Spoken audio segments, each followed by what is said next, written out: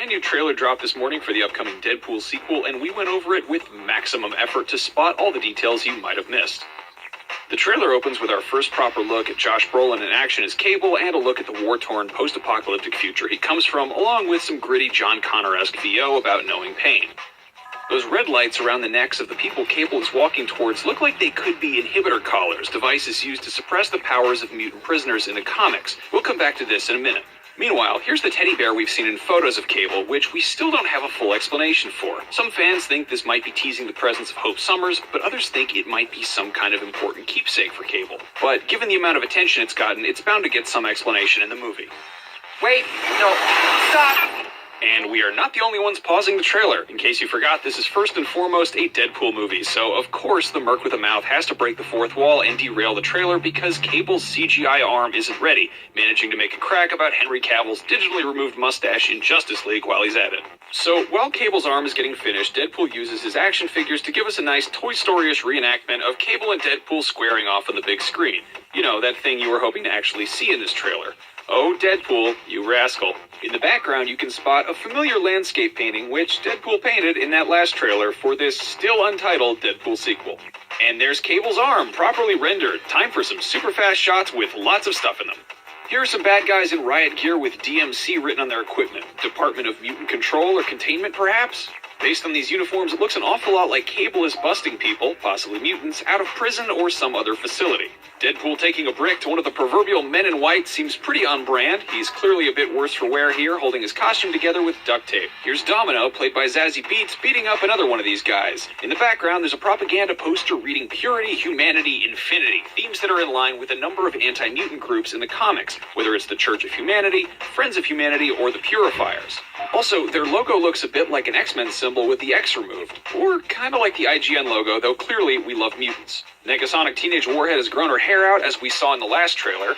Meanwhile, a very casual Wade Wilson fights some goons off with a frying pan in what looks like his own apartment.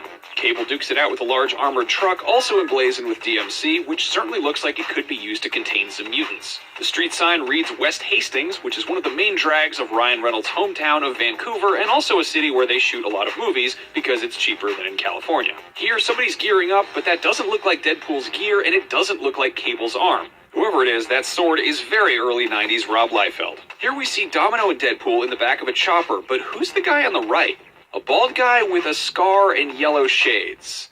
Wait, they're not putting Agent X in this movie, are they? That's the first we've heard of it. And hey, the guy behind him looks a little bit like Shatterstar. We know there's an X-Force movie on the way, but it seems odd to introduce key characters by showing them in the background of a half-second shot in this trailer, though major characters in superhero films have been revealed in less ceremonious places, like Zack Snyder's Instagram. Oh, and hey, would you look at that? It's Julian Dennison wearing what is probably an inhibitor collar. Is he the person Cable's trying to break out of prison? Well, we don't know who he's playing yet, but he's great. While you're waiting for Deadpool 2, go watch him in Hunt for the Wilder People. It's directed by the guy who did Thor Ragnarok, and it's awesome. Here's our old pal Depinder, the taxi driver, who really should find new work. And now Deadpool is fighting one of the prisoners on what appears to be that same DMC truck. If Cable's trying to set these people free and Deadpool's kicking them, that seems like it could cause problems. Is this Cable being sent back in time? It's worth noting we don't actually know how the time travel will be handled on the big screen. In X-Men Days of Future Past, it was just Wolverine's consciousness that was sent back in time, so we haven't seen an actual time machine in these movies yet. Interesting. Here's Deadpool, also locked up in Prison Yellows, and then taking a flying leap at Cable. If Cable's trying to break people out, why would Deadpool attack him?